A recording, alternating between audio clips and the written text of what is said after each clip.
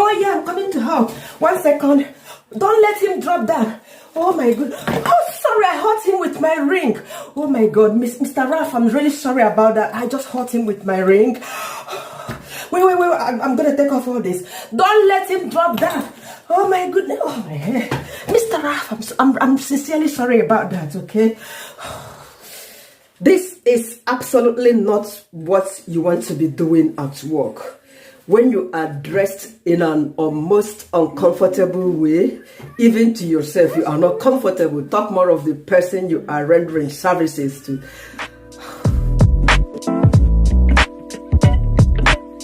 Alright, you are most welcome here, and my name is Chinyere.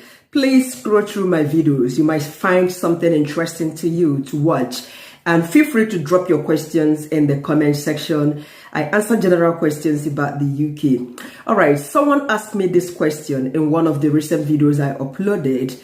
She requested me to make a video about the healthcare dress code in the UK.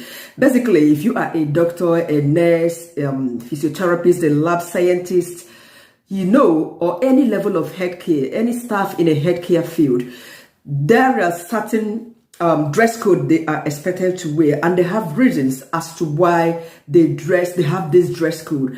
And some of these reasons include them maintaining a professional standard, a professional outlook, and also to protect themselves and the patient from physical harm or from infection. This is why they wear something like apron, robe, you know, pennies. And this does not only cover their top and their pants. Sorry, pants is trouser or knicker in this country. You know, this also covers what they put on their footwears and the jewelry and their hair, you know. So these are included in the dress code of a healthcare worker. You are expected to dress to a certain standard. This is why they have dress code.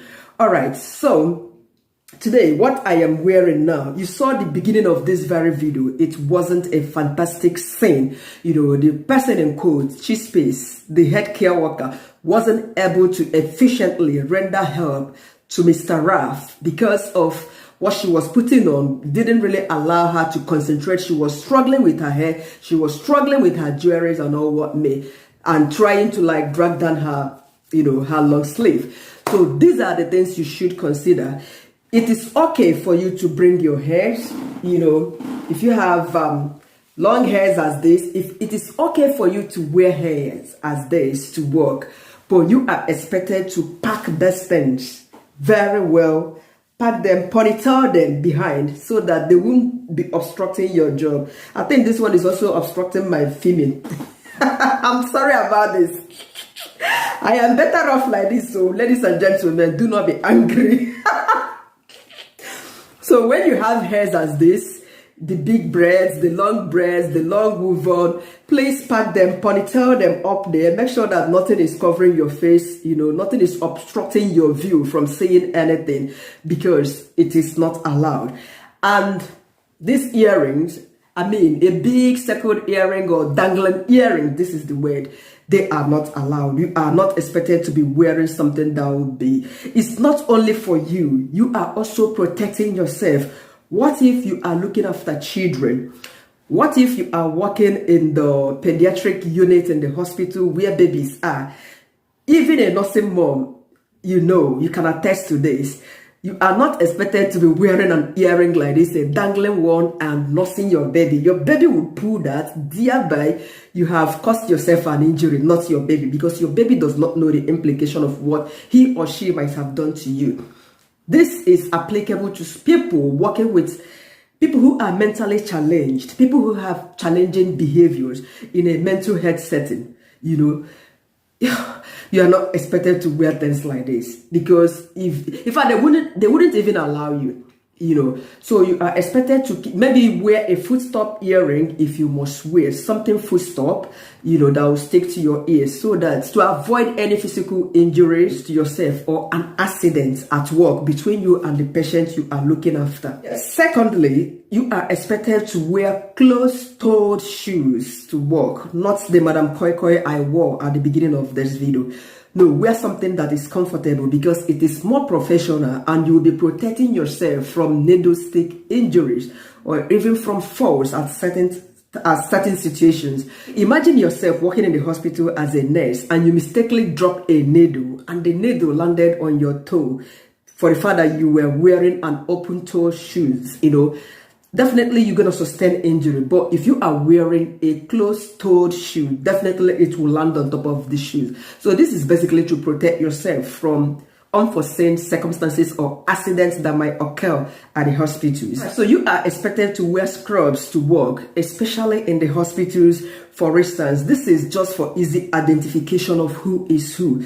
Like in most hospitals, doctors are expected to wear, white scrub, maybe wearing shirt inside. And some of them, honestly, they wear something like this. And I can tell you that this is my husband's scrub.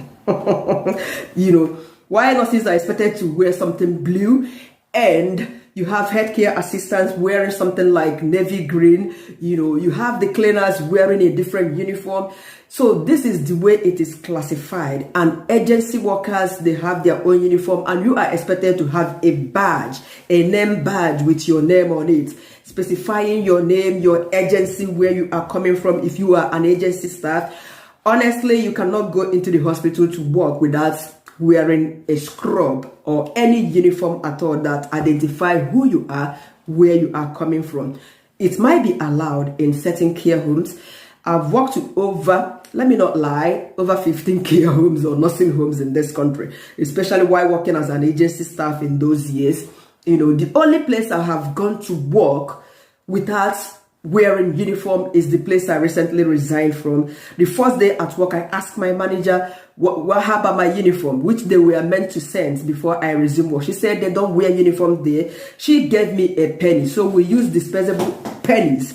Immediately you finish with one patient, you are expected to dispose that penny, gloves or whatever you wore to the person's room, But in all other places I've worked, you must have to wear a scrub, your uniform, to identify where you are coming from. And basically, if you are working with an agency, they usually send you their uniform before they start sending you to work. They send you their scrub, whichever color it is. The color might be white, blue, depending, and you can as well buy a plain one as this one, and there you have your name ID card, the badge you wear on your neck to identify where you are coming from. Like recently, an agency was about sending me to a care home around. One thing, they asked me if I have a scrub. I showed them what I have. They said this is perfect. I should then put an ID card. So this is how it works. Now, another fantastic thing about wearing your ID badge, especially if you are a doctor or a nurse or one of them, this big healthcare staff, your ID badge is something that you would use to get through to a door in your workplace. Sometimes if you swap that your card, the door would open for you. An office you want to walk into would open for you. So without a card, without your ID badge, you cannot get it. There was the day my husband was walking to work. He has already gone like 5 minutes. He called me. He forgot his ID card. He has to come back for it because he cannot even get access to his workplace. He can't walk into the hospital, walk into his department without that card. So it is very, very necessary you use your ID card all the time to work so that you can get access into your workplace. Now, the next thing is your nails. You are not expected to paint, to color your nails, or to wear false nails or something like that. You are expected to keep it clean because this might germs might trap into it, because long nails can actually make it difficult for you to perform certain medical tasks that requires precision with your fingers. The first time one of the days I went to work, yes, we had a kind of a party a day before. That was on Saturday. So I went to work on Sunday. I had my nails painted. Fortunately, my manager, she called my attention immediately. In fact, they gave me something to wipe off that because it is not allowed. You are not expected to paint or to wear nails to work. And this is not allowed. You can wear your wedding ring if you feel comfortable on it. If it is not a too busy one, just a tiny one. But I never wore mine to work, because germs can trap in your ring, or it can even grab something and cause an accident or injury to oneself. So I've always had to. So I had always have to keep my rings at home while going to work so that I can do my things freely without interference. Another point is this: you are required to avoid wearing strong fragrances, strong perfumes, Why? Because people have allergies. People like me, sometimes I could ring a cab. Sometimes I could get on the cab. Immediately I open the door to the cab, I'll start feeling sick, to be honest. It happens to my baby too, So a lot of people could get headache, asthma from the odor of your perf, especially when it is that strong. So avoid wearing strong perfume to work. You don't know whom you might be saving of, having headache or asthma. The next point is this: chewing gum is not allowed. You are not expected to be chewing gum at work. Why? Because the gum might fall off your mouth and then stick on a medical equipment, which might be hazardous, and it is unprofessional while talking to a patient relative or a service user's relative. You are chewing gum talking to the person.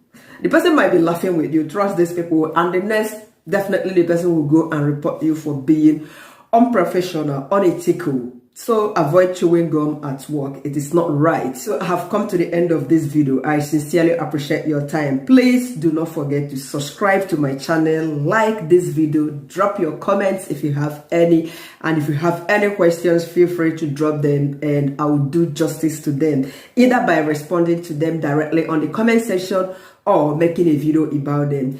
Thank you so much for watching once again. Bye for now and see you in my next video.